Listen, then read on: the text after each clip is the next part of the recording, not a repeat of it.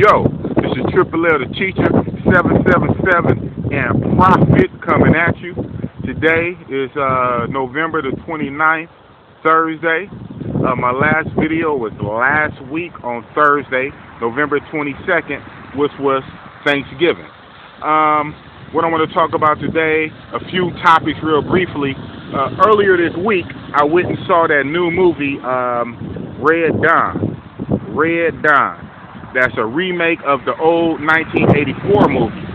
In the 1984 movie of Red Dawn, it showed America being invaded. America was invaded by the Red Russians. And the high school youngsters of that town, they rose up, made a little rebel group called the Wolverines, which I guess was based on a high school football team. And these youngsters, they rose up, formed a little paramilitary force, and they fought back against the Russians. So in the remake that came out recently, Red Dawn 2012, the enemy was not so much the Red Russians, but it was the North Vietnamese. The communist North Vietnamese had invaded America. But these communist North Vietnamese, they were supported logistically by the Russians. And so, watching that movie, man, of course, with knowing a lot of details that I know about the New World Order Illuminati, it was just a lot of parallels, a lot of striking parallels. We all know that Hollywood controls, we all know that the Illuminati controls Hollywood, that Hollywood is controlled by the Illuminati. Any major movie that comes out, has to at least get the okay and approval of the Illuminati. You know, now if it goes straight to DVD or an internet download, that's something else. You know, like a lot of the independent movies, especially that new movie that's coming out that they're working on, Gray State. I'm really looking forward to that movie, Gray State. You know, if I had any kind of monies, I would give and support that movie. But best thing I can do is just promote awareness and my prayers to the independent people that's making that movie, The Gray State. But yeah, movies like that independently, that's one thing. But a major movie that comes out is pre-approved by the Illuminati. So in the remake of Red Dawn, I noticed a lot of parallels. First off, when the North Koreans landed on our shores, in this particular American town, what they started doing is rounding up everybody. A few people got assassinated right then and there, got executed right on the spot. But for the most part, they were rounding up large groups of people and putting them in camps. And these camps that had, you know, the regular iron fences with the razor wire pointing inward. You know, any kind of fence, razor wire is supposed to be pointed outward to keep people out. Even like this fencing right here. You see how it's pointed outward. But whenever it's pointed inward, that's to keep people in. And so you had the big old fields with this tall iron fences with the razor wire pointed inward, and of course it had the watchtowers. And then in the middle of the field, they had set up like a lot of, like those big cargo containers that be on ships or whatnot when cars come in. They had a series of cargo containers like stacked on top of each other, like living housing modules. And of course, everybody was walking around with orange jumpsuits. People had orange jumpsuits on. And early in the beginning, before they even took them there, matter of fact, one of the earlier rallying points was like a stadium, like some type of Coliseum stadium. They rounded all the people up. They had them in the middle on the field, and all the soldiers was in the seated areas. In the seated areas around in the Coliseum and the stadium, all the soldiers were walking around the seat. And then the commanders was like in a little booth, the sky booths. They used those as command modules. So the commanders was in the sky booths, and the soldiers was walking around in the seats, and they had all the people on the field. And then they took the people from the field, loaded them onto school buses in most cases, and from the school buses they took them over to these camps. And like I said, the camps, fields, and they just had, like, you know, just the iron fences around them. but they had the razor wire on top pointing inward. And so, you know, that's one big part of the New World Order. Is going to be FEMA. FEMA will arrest people and detain them. And yes, they most likely will execute a lot of people on the spot. Probably people like me who's going to resist, because I'm not going to nobody's camp.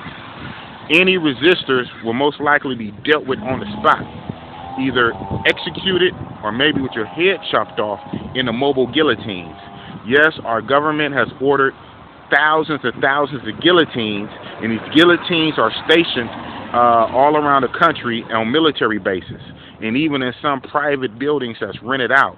I got reports that over in San Francisco, that they one building near the docks, near the piers, is loaded with guillotines. Okay, I haven't been able to confirm that report, but it makes sense. It ties in, because I do know that on a lot of military bases, they have hundreds of guillotines. And so these guillotines will most likely be equipped on the back of some kind of Humvee or moving vehicle, and they will go through neighborhoods, and they will be chopping off people's heads, beheading folks, okay, and of course gunning them down. And then for most people will be rounded up and taken to FEMA camps. So, you know, another parallel to the movie is basically the New World Order. The whole theory is based on like communism, all the tenets of communism. Now, we know that the same people who invented the Illuminati also invented communism. It was the Jesuits of Rome. The Jesuits of Rome. Matter of fact, when they had Adam Weishaupt come up with the 6 ways to take over the world, and from those 6 ways to take over the world from Adam Weishaupt, and they created the Illuminati, those same methods are used, or tenets of communism. Destroy religions, destroy the family unit, destroy inheritance, abolish national sovereignty, all these type of things. So the Jesuits of Rome actually invented communism, and it's a well-known fact by now for the people who do this kind of research that Karl Marx and Lenin, they were trained by Jesuits. They were trained by Jesuits. Matter of fact, on the Bolshevik Revolution that took down the Tsar of Russia, a lot of the key agents, the provocateurs, they were Jesuits that were shipped in. They were by a train. They were shipped in by a train coming out of Italy, coming out of Europe. And once they got into Russia, they spread out and they incited the people to revolt and to tear down the Tsar. And then going back, the same thing with the French Revolution. The French Revolution was instigated by the Jesuits. Part of it is order out of chaos. Order out of chaos. What happens is that during a revolution, the people, they tear down the existing structure, whatever the structure is. The people rise up, they revolt, they tear it down. But once they tear it down, then the Jesuits can build up the type of state that they desire. So that's what it's all about, worldwide revolution type of deal. So, beloved, it's just a lot of stuff. And then another part briefly about the movie, little spoiler alert, but one particular person in the movie that was one of the good guys, the Wolverines, whatever, he was tagged. What had happened, I guess, after an engagement, the group had split up, and then one of the guys got jumped by some North Korean soldiers. And while he was fighting, struggling to get up, a Russian special forces came over and stabbed him with something. And this Russian special forces, he pulled the North Koreans up off the young guy and let the young guy get up and run away. So the North Korean soldiers was looking at the Russian. It was like, why you do that? And the Russian showed him a transponder. So basically letting us know that he had tagged that young guy. He tagged him with a microchip or some kind of transponder where he can track him. And sure enough, just a little bit later in the movie, when everybody regrouped, all the good guys regrouped at their little honeycomb hideout or whatnot, licking their wounds, congratulating everybody, gearing up for their next mission, they got raided. They got hit real bad, and they lost some people, and they had to retreat. And then while they were retreating, later when they got down the ways a bit, it came to find out that one of their people on their team was actually tagged with a tracking device. So that person, bravely just said, just leave me behind, give me a weapon, I can defend myself, but you guys go on because I'm being tracked. I'm a danger to the group. They're probably tracking us right now. So, of course, they left the guy with a gun and they kept going. And, that was a trip. So I say that part to say that being tagged, being chipped, being tracked, we should know by now that in the Obamacare plan, it calls for every American being chipped under the health care plan. Now, it went back in 2009 when their first plan came out in H.R. 3200. It clearly said in H.R. 3200 that it would be an implantable device. But then that made a lot of controversy, and even Ron Paul, Texas Republican governor, Dr. Ron Paul, who I voted for, I wrote his name in. Ron Paul, even back then, 2009, he got up on the floor and he called him out about it. And he spoke about that clause on page 1001, section 2512, I believe. Bottom line, Ron Paul called him out on that. So they backed off and they reworded it. And a few months later, they came out with a replacement bill, 3590, H.R. 3590. In H.R. 3590, it didn't talk about implantable. But guess what? It still had Class 2 devices. So the most current, the recent version of the bill is, I believe, 3962, if I'm not mistaken. H.R. 3962. It's the most recent version of that bill. And in it still has Class 2 devices. Now, it don't say implantable, but if you do a little bit of research, you find out that a Class 2 medical device, that it means radio frequency transponder. That's what it is. It's an implantable radio frequency transponder. That's what it is, to provide information in the real time on patients' information and identities. So, beloved, that's what they did. They snuck it in through healthcare, because they know they can't come out and say, we just want to tag everybody. No one will go for that. But you slide it in through behind something else. And this is how they operate. And it's going to happen. It's going to happen for the most part.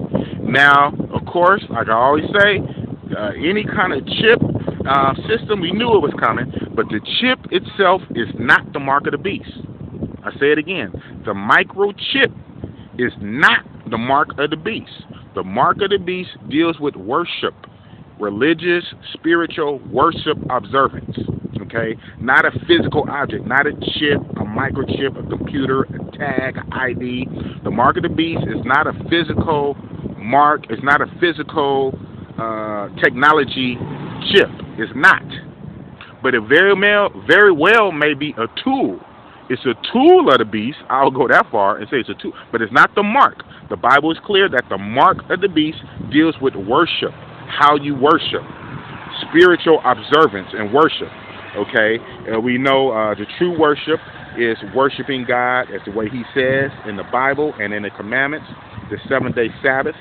True worship, and false worship is worshiping the way man tells you to. So we either follow what God says or what man says. God says the 7-day Sabbath in the 10 Commandments, 4th commandment, and man says Sunday. And then man says a lot of stuff. The bottom line, we got to listen to God and not man. But it's dealing with worship. But I will say again that this chip, whatever it may be, is still not cool, because at the very least, they can track you. So in a time of trouble, great tribulation, when we leave the cities and we're trying to hide out in caves and run to the hills, we're trying to hide out, just like in that movie, the young man who got tagged, they can track your whereabouts. That's the real danger. And then there's also the common sense thing, is I don't trust the government putting no chip inside my body. Who knows the side effects? That thing can have a virus on it, some kind of zombie virus, or mad rabies virus, or it can be programmed to deliver electronic shocks. When you don't follow orders, the little chip, they can push a button and it can give you a shock, cause a heart attack, pain, it affect your nervous system. Who knows what that chip can do once it's inside your body? So common sense, not even talking about the Bible, common sense, you shouldn't want the government putting no kind of chip and track you like you a dog or something. Like they track the animals in the wild. They shoot them with a little dart that goes in them, and now they can track them. We are not animals. The government try to treat us like animals, like sheeps, dumb sheeps and dogs and herds. They call us useless eaters, like cattle, useless cattle. But we are men and women. We are people. We are made in the image of God. Every person created individually with natural born rights. The government try to act like they give us rights. No, you were automatically born with a right. God made you in his image. You were born with a right. The government don't give you any rights. The government don't give you no privileges, but they want to act like it's their rights. They have the rights, and they allow us to have privileges. And most people go for it. And like I say, one reason why I stopped posting a lot on Facebook is because, I had to sit back and do some mental recalculations and just really do a lot of researching for myself. And, sometimes I don't want to say overwhelmed, but with all this stuff, man, at this point, we're late at the stage. Like I said, it's already scheduled to happen. March 23rd, 2012, the healthcare kicks in where you are required to get the chip. The chip is not the mark, but who knows? If they're going to pass that, why not come out with the Sunday law right behind that, around the same time? I mean, regardless, we're in the last few months of this, whatever's going on. So, with the majority of the people still asleep and ignorant to what's going on, and I say by way because most people, a lot of people voted for Obama still. This is the thing. When you vote for Obama, what you did, you're giving them license. You're giving them consent. Okay, of course, you're not, as far as you're not voting for FEMA camps. You're not voting for the Sunday law. I mean, you're not voting for these bad things. You're voting for your economy. You're voting to get jobs. You're voting for affordable health care for everybody, not the rich folks. You're voting for, I get it. But the thing is this, if you don't do your research, then you are still ignorant. You're willingly ignorant. At this point, ignorance is no excuse. You can't use ignorance in a time of the internet. In a time of mass communication, digital information, you can't use ignorance. One only thing that happened, instead of doing your due diligence and researching, turning off your TV, turning off the PlayStation, turning off the Xbox, stop doing a lot of these frivolous things. Instead of doing research, you seeking pleasure. Pleasures of the flesh. Lovers of pleasure more than lovers of God. Bottom line. Instead of doing your research. So yes, so it's a lot of things, many you just don't know. I get it. You don't know because you didn't research. But whose fault is that? That's your fault. Because you could have known. And you should have known. So yeah, you don't do the research. So you don't know. You don't even know what the heck you're voting for. Like in the Bible, when Irvin said, Jesus said, you worship, you know not what you worship. You worship, you know not what you worship. You voting, you don't even know what you voting for. Okay? All the issues that you said you voting for, those are surface issues. Those are surface. I'm talking about those eternal things, those spiritual things. And people don't want to study, people don't want to research. So by ignorantly, you consented. Just like when you invite, it's fake, but the whole thing, when you invite the vampire in your house. The vampire can't come in unless you invite him. And of course I said that Obama was going to win anyway regardless. He's the Illuminati puppet. He was going to get in and win anyway. But You should have let them show their hand and let them just take the election like Bush did. Because by you allowing it, by people voting for him, that sends the wrong signal or the right signal to the Illuminati. It's okay, most of the people, they're still ignorant, they're still asleep, they haven't caught on to us yet, so that's even better. So and that's why, like I said, I voted my conscience. I voted my conscience, and I voted for Ron Paul, who's time and time again stood up to these people. I mean, I didn't saw videos of him back in the late 80s when he still had black hair, when he was talking about the Federal Reserve, saying how the Federal Reserve is running our country and it's going to ruin our country. He was saying this back in like 88, 89, okay? So, but people don't research these type of things. They only go for whatever is fed them. But it is what it is. So, beloved, bottom line, to wrap this up, so much more to talk about. That, yes, in the Obamacare law, March 23rd, 2013, it says in there about Class 2 medical devices. And then we know a Class 2 medical device is an implantable radio frequency transponder. That's what it says. Now, we know sometimes just because it's law on the books, they might not enforce it right away, but it's there. And that's just like the NDAA 12, the National Defense Authorization Act. Obama signed that New Year's Eve 2011. This says that American military can arrest any American citizen and hold you indefinite. That's already a law. Now, they're not really using it. They're not really using it right now, but that's already a law. So a lot of times when it's on the law, when the law is on the books rather, they'll let it sit because they're not tripping. They got you. They got you. It's already on the books, and they will enforce it when the time comes necessary for them to enforce it. When would that time be? I don't know. December 21st, 2012, March 23rd, who knows? I don't know. Bottom line, the writing is on the wall, beloved. The writing is on the wall already. This stuff is already going to happen. So at this point, we need to get our hearts and mind in order and follow Jesus Christ.